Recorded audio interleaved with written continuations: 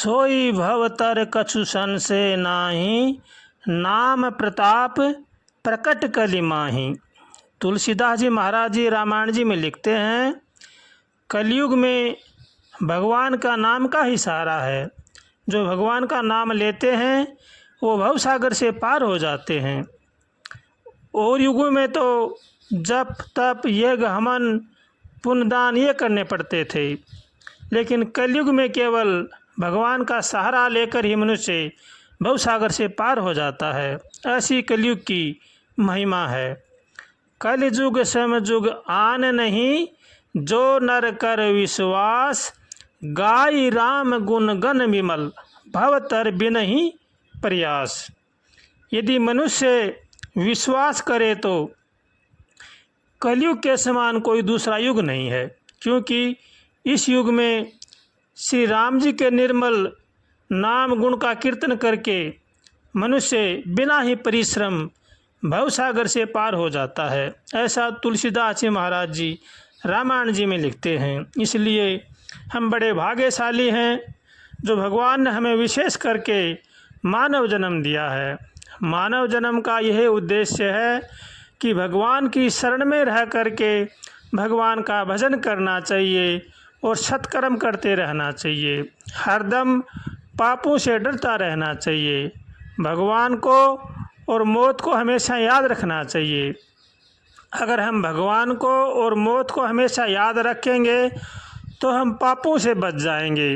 अगर हम भगवान को भी भूल जाएंगे और मौत को भी भूल जाएंगे तो हमें पापों से कोई भी बचाने वाला नहीं है। इसलिए जो अपना कल्याण चाहते हैं उनको चाहिए कि वो भगवान की शरण में रह करके भगवान का भजन करें, सबका भला सोचें, सबका भला करें और भगवान से हरदम प्रार्थना करते रहें। हे नाथ हमें सद्बुद्धि दो, हे नाथ हमें सद्बुद्धि दो, हम भवसागर में बहे जा रहे हैं। हे नाथ आपके सिवा हमारे को कोई भी बचाने वाला नहीं है। ऐसे रोज़ कातर स्वर से प्रार्थना करते रहना चाहिए।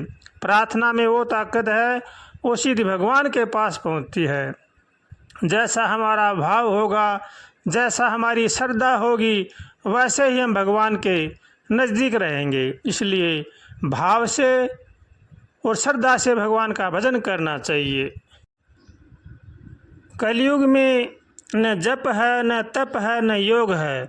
केवल भगवान का सहारा लेकर के भगवान का भजन करना चाहिए। इसमें ही मनुष्य भवसागर से पार हो जाता है। जो भगवान की शरण में रहते हैं उनकी भगवान रक्षा करते हैं। इसलिए हमें चाहिए कि हम तन मन से भगवान की शरण में रह करके भगवान का भजन करें। तुलसीदास जी महाराज जी कहते हैं कि कलि कर एक पुनीत प्रतापा, मानस पुण्य होय नहीं पापा। कलयुग की एक और बड़ी विशेष महिमा है। कलयुग में बताते हैं कि मानसिक पुण्य तो होते हैं लेकिन मानसिक पाप नहीं लगते हैं। इसलिए हमें तब मन से बेमन से भगवान का भजन करते ही रहना चाहिए। हरदम भगवान की याद बनी रहे, ऐसी भगवान से हरदम प्रार्थना करनी चाहिए। हमारे सद्ग्रंथ, हमारे शास्त्र और हमारे संत महापुरुष बतलाते हैं कि आगे समय बड़ा ही भयंकर आने वाला है। मनुष्य जन्म बड़ा ही अनमोल होता है। भगवान ने हमें विशेष कृपा करके बड़ा सुंदर मौका दे रखा है, इसका लाभ उठाना चाहिए। भगवान की शरण में रह करके अपना कल्याण कर लेना चाहिए। नहीं आगे समय बड़ा ही भयंकर आएगा। न मनुष्य भगवान का भजन करेंगे, न धर्म करेंगे, न कुछ यज्ञ दान करेंगे। इसलिए ये बड़ा ही सुंदर मौका है, इसको हाथ से नहीं खोना चाहिए। भगवान की शरण में रह करके भगवान का भजन करना चाहिए। अगर हम भगवान का भजन नहीं करेंगे, भगवान की शरण में नहीं रहेंगे तो बाद में पछताना पड़ेगा। यह समय बड़ा ही अनमोल है, इसको व्यर्थ में नहीं गंवाना चाहिए। सत्कर्म करें, सबका भला सोचें और सबका भला करें। सबके लिए भगवान से प्रार्थना करें, हे भगवान सबको सद्बुद्धि दो, सबका कल्याण करो, यही मनुष्य मात्र का धर्म है। इसलिए प्रत्येक प्राणी को भगवान की शरण में रह करके भगवान का भजन करना चाहिए। श्रीमन्नारायण नारायण नारायण हरि, भज मन नारायण नारायण नारायण हरि। श्रीमन नारायण नारायण नारायण हरि, भज मन नारायण नारायण नारायण हरि।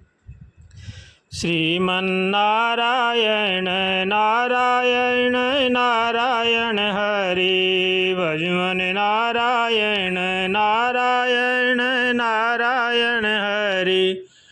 श्रीमन्नारायण नारायण नारायण हरि, भज मन नारायण नारायण नारायण हरि।